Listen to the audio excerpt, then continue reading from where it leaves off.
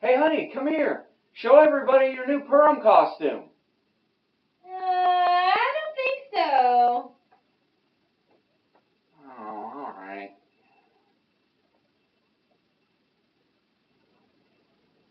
Hey, man, how you doing?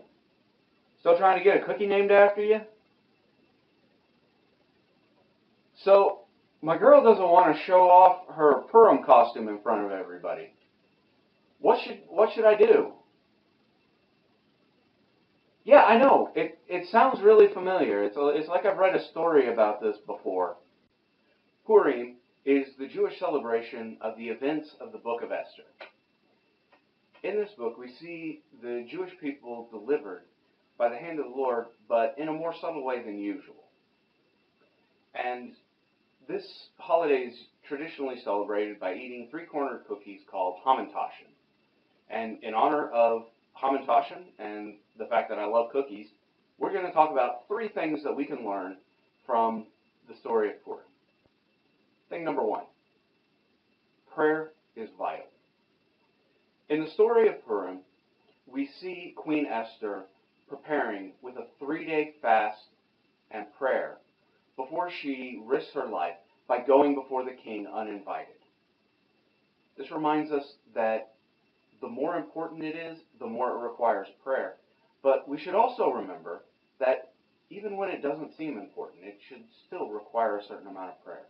It shows us that we should never go into a situation without having first prayed.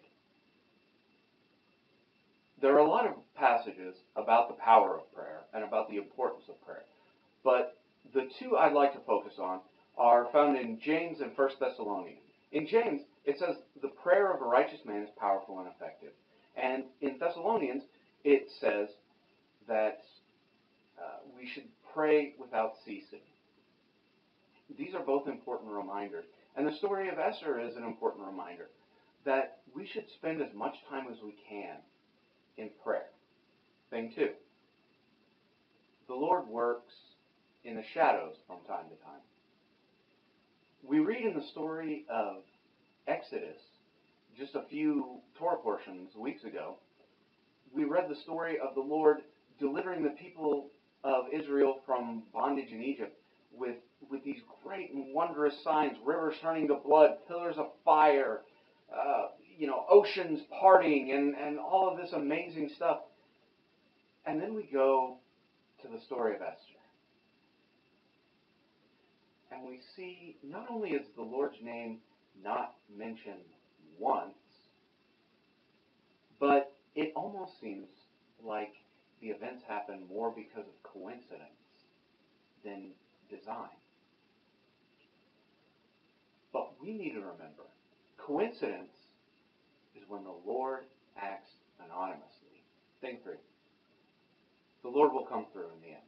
No matter how bleak things seem, no matter how desperate they seem, no matter who is lined up against you, the Lord will come through in the end. And as believers in Messiah, we know that the ultimate end, when the Lord will come through for all of his people, will be Yeshua's return.